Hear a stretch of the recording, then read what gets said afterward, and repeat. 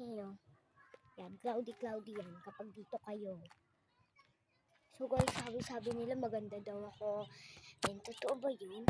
Parang hindi naman eh. Parang pakatang ano lang. Pero sa personal, ewan ko. Makita ko nyo lang ako. So yung guys, gagawin namin ngayon is wala.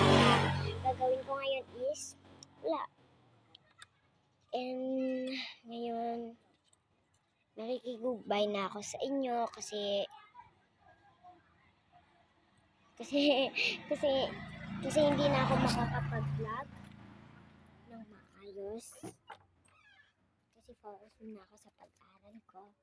Sabi ni mom, ni nanay, na huwag ka muna mag-vlog. Focus ka muna sa sa classes nyo. Kasi hindi talaga ako makafocus kapag vlog. Ganun na.